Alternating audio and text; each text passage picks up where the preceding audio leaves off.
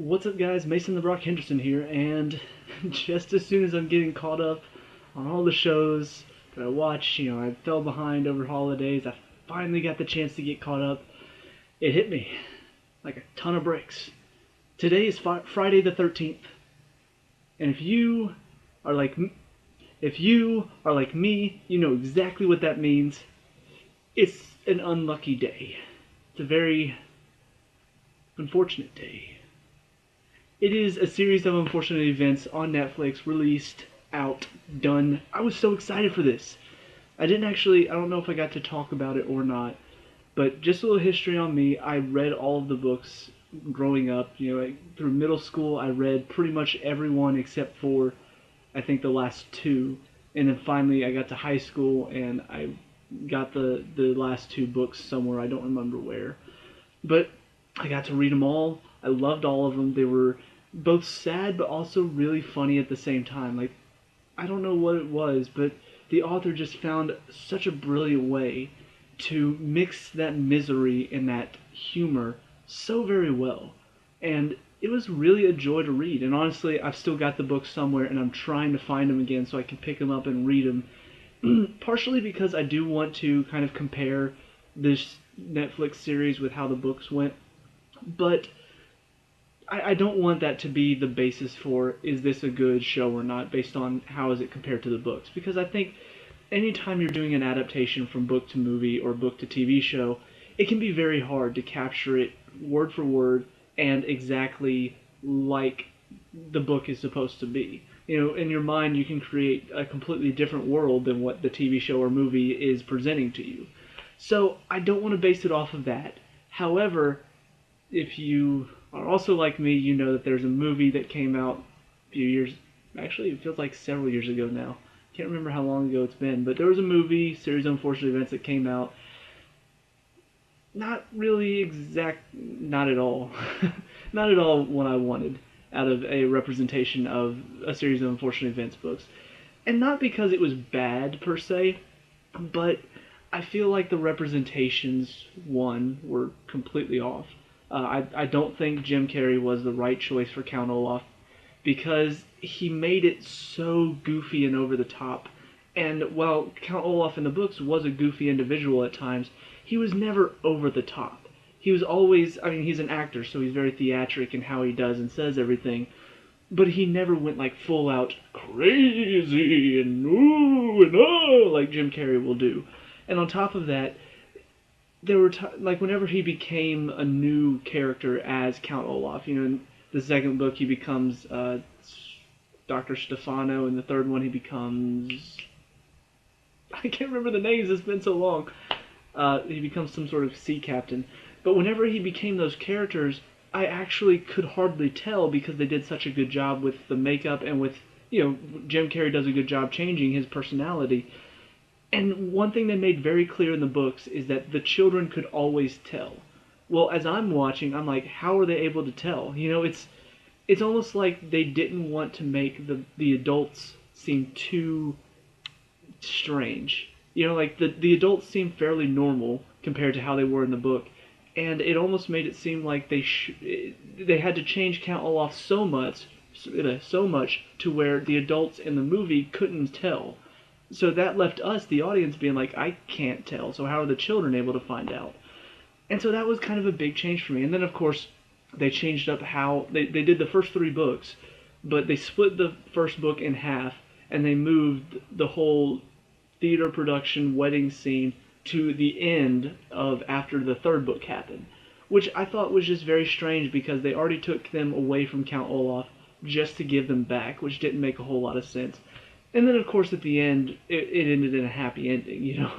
That never happens in the books. I'm sorry to tell you, they never get a happy ending. And in the movie, Count Olaf ends up being arrested, and he has to be put through everything that he put the children through, and all of that. And then they drive away into the sunset, smiling and sleeping on each other's shoulders. And that could have been, they were setting up for the next movie to where none of that actually happened. They were playing with our minds, but it just didn't fit with the movie.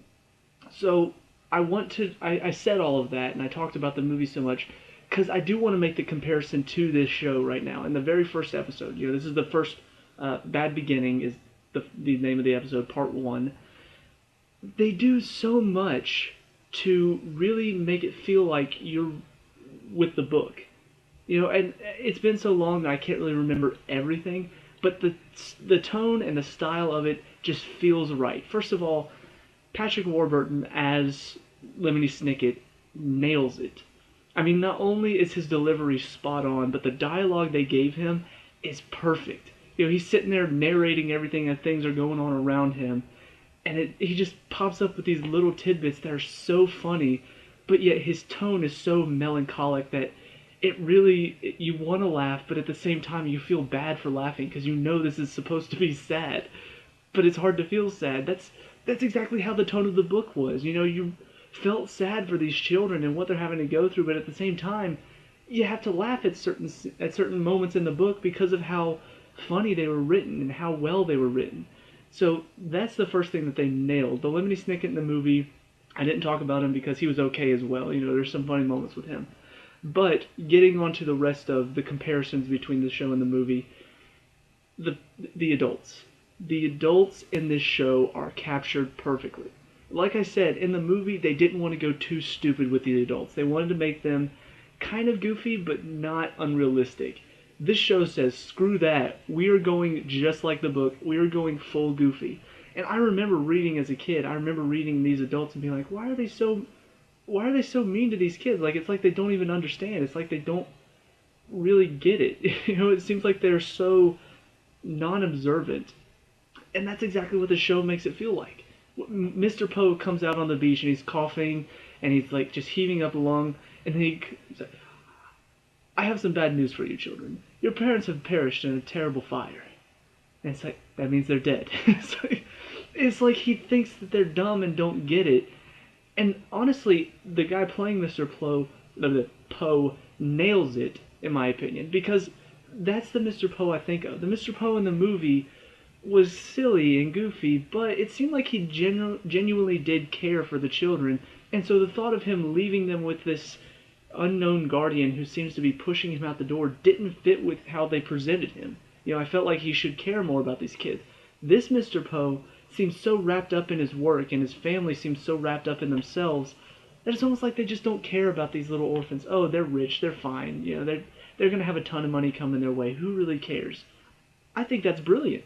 I think that fits into how the character should be acting. Mr. Poe leaves them there, and he's just ushered out the door, and he doesn't give it two thoughts, because, I gotta get to my job, bye children, bye! It makes sense. I love how they're portraying him. Justice Strauss also brilliantly portrayed in this.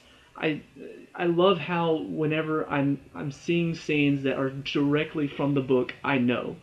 There's some scenes that don't feel like they're from the book, and some are obviously not. Some of the references are more modern, but I think that's okay because you want to make it your own. You don't want to take directly word for word from the book. So if you want to throw in some modern references, that's okay.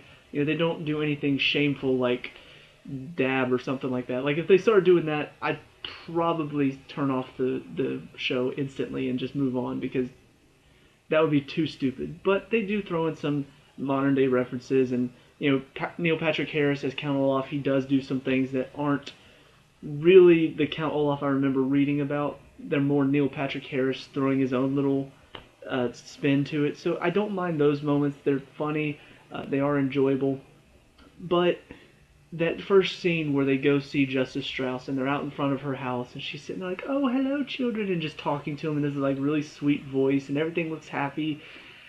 I remember that. I remember that scene from the book. I remember reading about it and hearing how wonderful she was and how happy the children were. And you could see the looks on their faces right now. They're just so happy. And she's like, oh, no, I'm not married to Count Olaf. Oh, no. He's just my neighbor. He lives over there. And then they turn around, they see the house, and once again captures exactly the feeling that I had reading the book whenever they described the house. Just how broken down, rickety it was. Yeah. It was exactly what I expected from the book, and I think that's exactly what I want out of this Netflix series. Taking it to Netflix not only gives you more time to work with, not only gives you more freedom to do whatever you want with it, but it also just, you have the time to have scenes like this. You have the time to stretch out certain scenes like whenever they're meeting Justice Strauss, like whenever they're turning around and seeing the house. Those scenes are very important scenes. They're scenes for the children to have to react to this sudden change in their atmosphere. And they capture it so well. And I love it. So yeah, I mean, overall, it's exactly what I expect out of it. It's doing everything right. First of all of the casting is pretty spot on so far. Neil Patrick Harris, like I said, brilliant as Count Olaf. Um, what's her name? I'm gonna hate myself for not remembering her name. Joan Cusack. I knew it would start with a J. As Justice Strauss, she nails that part as well. I mean, just the innocence, but also kind of the absent-mindedness. It seems like she's, once again, just like Mr. Poe, so caught up in her work that she doesn't really think about, those rich children will be fine. She wants to help them, and you can see that she wants to be their guardian, and that will come into play later, I remember. But I just love the fact that she isn't focused enough to where she's like, okay, I want to help these children, but I got a job to do, so I can't really dedicate my time to them. But we see at the end of this episode, she's looking up adoption law because at the end of the day, she still wants to try because that's who she is. I already said Patrick Warburton brilliantly nails Lemony Snicket. When I saw him in the previews as Lemony Snicket, I'm like, yes, that's amazing. And all my hopes and dreams were not shattered. They were brought even higher because he's doing such a great job right now. I can't wait to see how else they're going to use him because I expect it's going to be amazing. And then two final castings to talk about. One is the kids. Obviously, Sonny is the baby. There are times where it's hard to use a baby effectively in any show or movie. But they kind of have a little bit of fun with it. They don't show the baby chewing up the stuff. They just show like shreds of stuff falling in a baby's lap. But there are times whenever you see like the baby, it's a baby. What are you going to do? She's looking at the camera as it's falling away. She's not really banging the thing. They're having to add the banging sounds in it. Whenever she's supposed to be talking, her mouth doesn't always move. You have to kind of push that to the side and just know it's either that or they add some creepy CGI mouth on the baby and it doesn't look real at all. Which would you prefer? I personally prefer just having a real baby in there.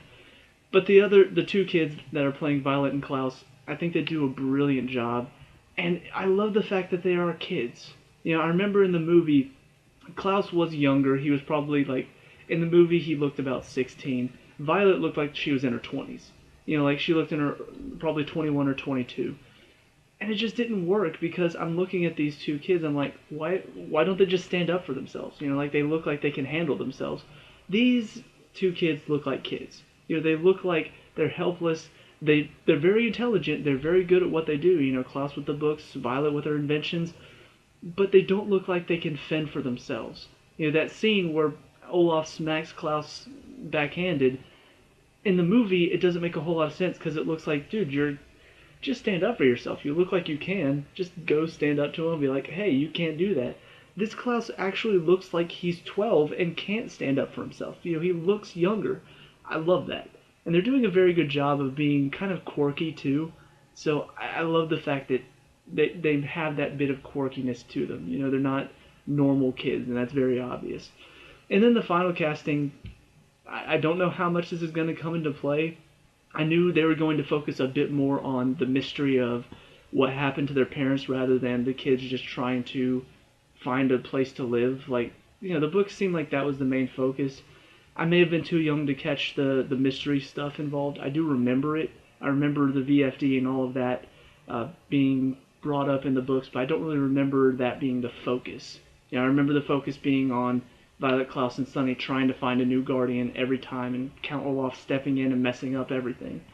So I feel like this is probably going to focus a bit more on that mystery of what happened to the parents because, we've seen so many different instances where the eye is brought up. We see Justice Strauss pulling out the book about the secrets of whatever. So I think that's going to be a bit more of the focus. So the parents are cast. Will Arnett is the dad and Kobe Smulders is the mother. An actor and an actress that I do respect and I really enjoy. So it's going to be weird to see to see Barney and Robin in the same show, and yeah, I don't know. That's a little too much for my How I Met Your Mother brain to handle. But anyway, yeah, I think that's a brilliant casting. I hope that the parents do play a part, because I'd hate for them to get these two talented actors and not use them effectively. So I have a feeling they are going to be rather important in the show. But yeah, it's a great start. I love what they're doing so far. I think they've got a brilliant setup. I think they've got a brilliant cast to use. And so far, they are capturing the tone and style of the book very well. And I think that's the most important part that the movie really missed. Is to capture that tone of these kids are all alone because none of these adults, aside their guardians later on will care about them, but none of the adults around them at first really care. After everything that happens with Count Olaf, the next guardian comes along and they care, but they're kind of dim-witted. And that's really the aspect of the book that I think the show is doing very well. And I can't wait to see how else they're going to do this, but just when I thought it was over, nope, got more to review. So let's get going. Let's get watching. Let me know what you guys think down in the comment section below. What did you like and dislike about this opening? Let me know. We can talk about it and discuss all that good stuff. Leave a like and subscribe for future series of unfortunate events reviews. That's going to get very tiring to say after a while. I'll see you guys in the next one. Peace out.